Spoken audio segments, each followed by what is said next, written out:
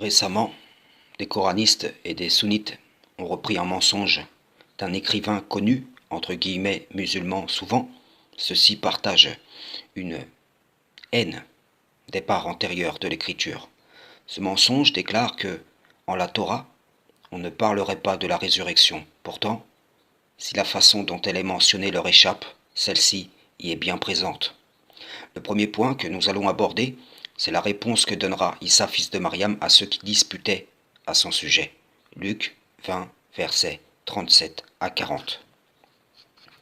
Que les morts ressuscitent, c'est ce que Moïse a fait connaître à propos du buisson, quand il appelle le Dieu d'Abraham, le Dieu d'Isaac et le Dieu de Jacob.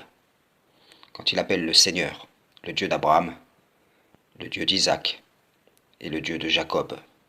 Or, Dieu n'est pas le Dieu des morts, mais des vivants, car pour lui, tous sont vivants. Quelques-uns des scribes, prenant la parole, dirent « Maître, tu as bien parlé », et ils n'osaient puis lui faire aucune question. Ceci devrait suffire comme réponse aux négateurs de la Torah, de ce qui est descendu sur Moussa, sur Issa et les prophètes, car au temps de Moïse, Abraham, Isaac et Jacob avaient déjà vécu la première mort que toute âme doit goûter.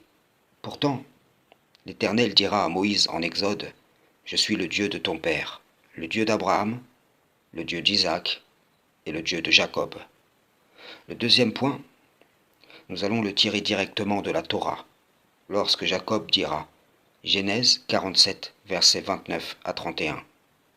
Les jours d'Israël touchaient à leur fin. Il appela son fils Joseph et lui dit, « Si tu veux me faire une faveur, mets, je te prie, ta main sous ma cuisse et agis envers moi avec bienveillance et fidélité. Je t'en prie, ne m'ensevelis pas en Égypte. Quand je serai couché avec mes pères, tu me transporteras hors d'Égypte, et tu m'enseveliras dans leur tombeau. » Joseph répondit, « Je ferai ce que tu me dis. » Jacob dit, « Jure-le-moi. » Et Joseph le lui jura. Puis Israël se prosterna au chevet de son lit. Question.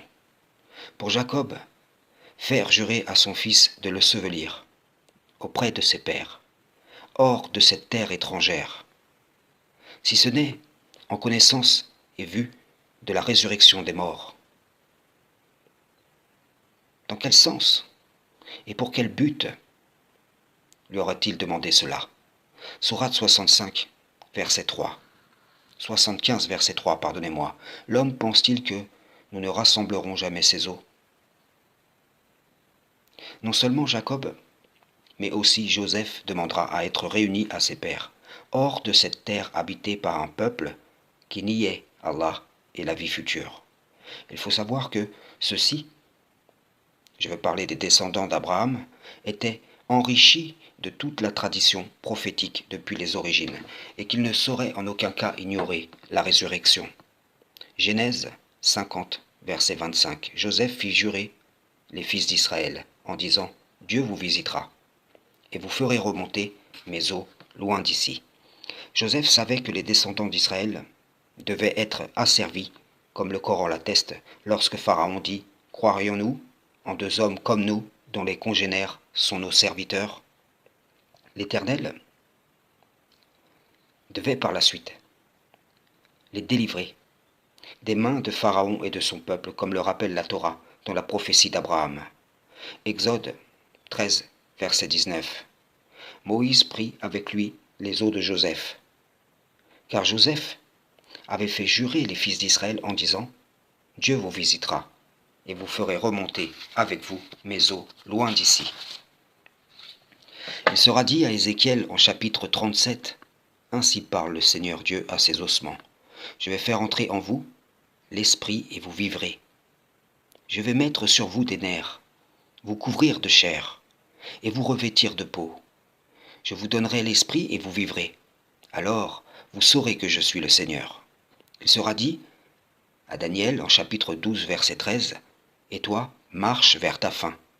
Tu te reposeras, et tu seras debout pour ton héritage à la fin des jours. » Sourate 56, versets 88 à 89. Si celui-ci est du nombre des rapprochés, alors il aura du repos, de la grâce et un jardin des délices. Pour conclure, je citerai ces paroles de Moïse au sujet du livre des vivants. Exode, chapitre 32, versets 32 à 33. Pardonne maintenant leurs péchés. Sinon, efface-moi de ton livre que tu as écrit. L'Éternel dit à Moïse, c'est celui qui a péché contre moi que j'effacerai de mon livre. Il faut vraiment être de mauvaise foi pour nier, après ces éléments, rappeler que la Torah mentionne la résurrection. Une bonne issue pour les fidèles et une mauvaise pour ceux qui pêchent contre l'Éternel. Frères et sœurs en islam, salam, shalom.